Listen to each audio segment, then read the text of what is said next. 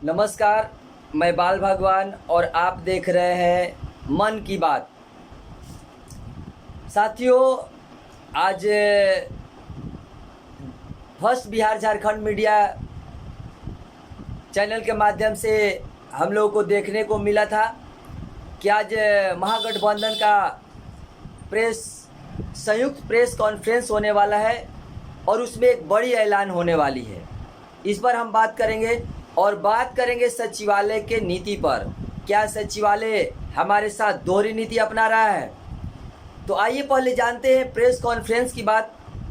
जैसा कि आप सभी जानते हैं, आज बिहार में जो महागठबंधन की सरकार बनी है, माननीय नीतीश कुमार जी की सरकार और माननीय तेजस्वी यादव जी की सरकार, आज उसका प्रेस कॉन्फ्रेंस था और सभी मीडिया चैनलों ने ये घोषणा किया कि आज कोई बड़ी ऐलान हो सकती है, बड़ा कोई घोषणा हो सकता है। लेकिन अब ये प्रेस कॉन्फ्रेंस 11 बजे से था और ये ऑलरेडी ख़त्म हो चुका है। लेकिन इस प्रेस कॉन्फ्रेंस से जो बड़ी आशाएं रखे थे 7वीं चरण प्राथमिक शिक्षक बहाली के अभ्यर्थी, बिहार के 38 जिला के अभ्यर्थी, उनको इस प्रेस कॉन्फ्रेंस से निराश हाथ लगी है। उन्हें कुछ नहीं मिला है।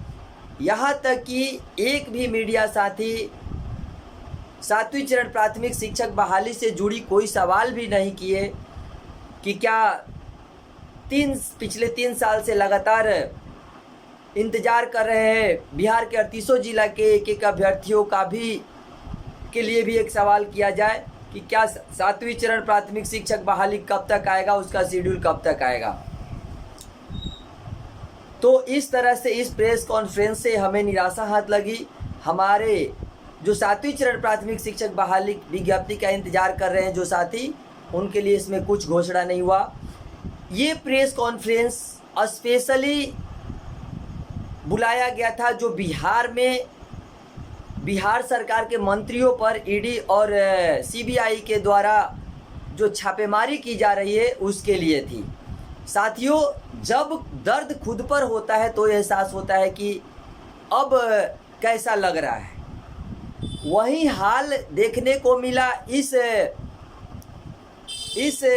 प्रेस कॉन्फ्रेंस में कि ईडी और सीबीआई के द्वारा जब छापेमारी की जा रही है बिहार सरकार के मंत्रियों के ऊपर, तो उसी के बात को बताने के लिए मंत्री आज साझा प्रेस कॉन्फ्रेंस किए थे और मीडिया को या पब्लिक को बताने का काम किए कि जिस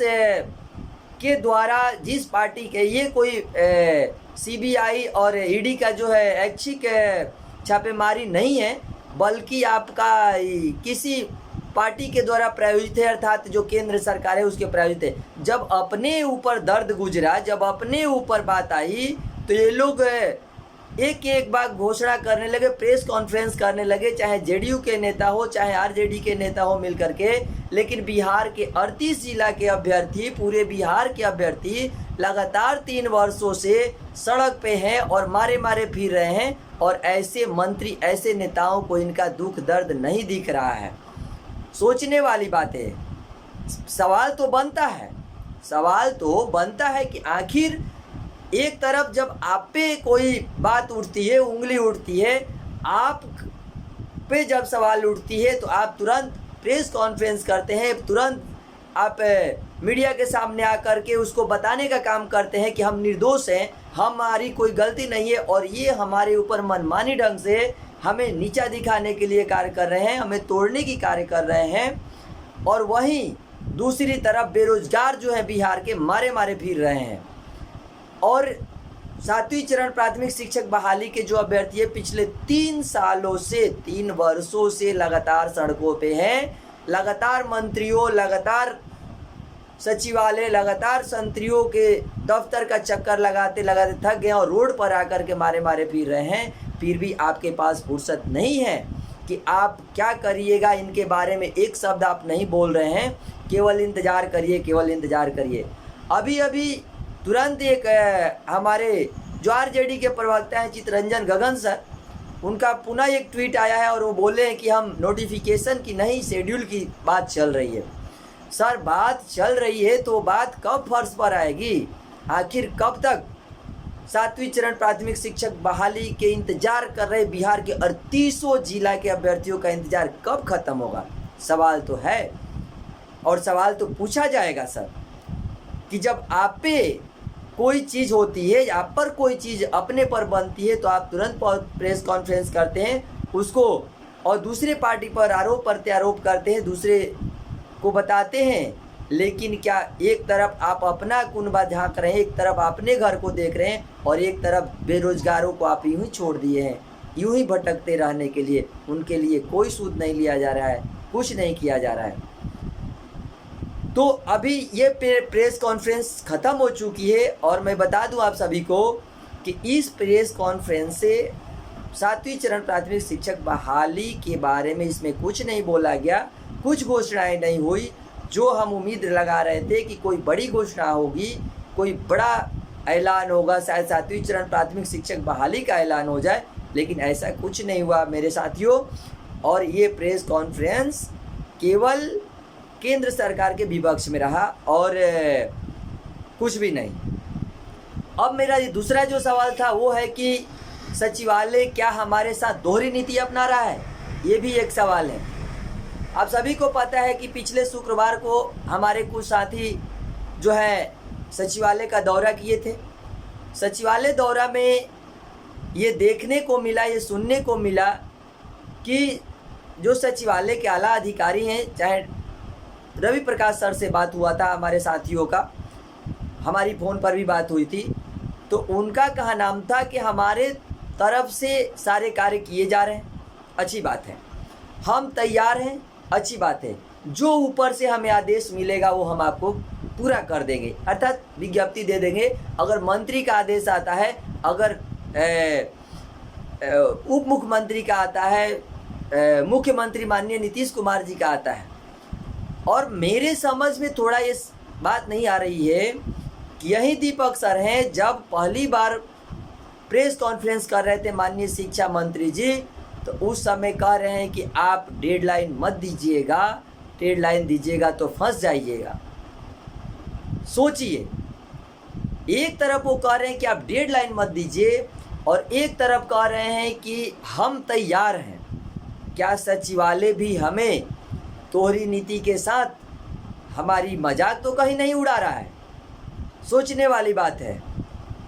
अगर सचिवालय ऑलरेडी तैयार है, सब कुछ करने के लिए तैयार है, तो जितना प्रोसेस कर चुका है वो प्रोसेस बताता क्यों नहीं है कि हम वेब पोर्टल बना चुके हैं, हम नियुक्ति ऑलरेडी मंगा चुके हैं, हम बिल्कुल रिक्ति का अच्छे ढंग से कैलकुलेशन कर लिए हैं और एकदम रेडी है वेब पोर्टल पर अपलोड करने के लिए, सारा कैलकुलेशन कर लिया गया है, 100% रोस्टर जो है क्लियरेंस कर लिया गया है। लेकिन ऐसा कुछ नहीं बयान आता है, यानी विभाग जो है अपना पल्ला झाड़ते हुए सरकार के ऊपर फेंक रहा है कि आप सरकार से बातें कीजिए, सरकार जब कहेगी तो हमारा प्रोसेस है, हम देंगे, तैयार है। अगर सरकार से ये आदेश मिलता है तो विभाग देरी करेगा, अगर सरकार से हमें आदेश, शिक्षा मंत्री का आदेश मिलता है तो विभाग रिक्ति मंगाने के ऊपर देरी करेगा, 100% रोस्टर क्लियरेंस करने में देरी करेगा, उसको वेब पोर्टल पर अपलोड करने में देरी करेगा। ये कहेगा कि आपकी प्रोसेस जो है ऑनलाइन होगी और सेंट्रलाइज होगी, तो इसके लिए जो आपका वेब पोर्टल है वो बनाने में देरी करेगी। झोल तो है झोल तो है कहीं ना कहीं। शिक्षा विभाग अपना गर्दन बचाते हुए बिहार सरकार पर फेंक रहा है और बिहार सरकार एक रोना रो रही है कि नए आए हैं, कुछ दिन धैर्य करिए, कुछ दिन धैर्य करिए, और फिर वही वाली बात कर रही है जो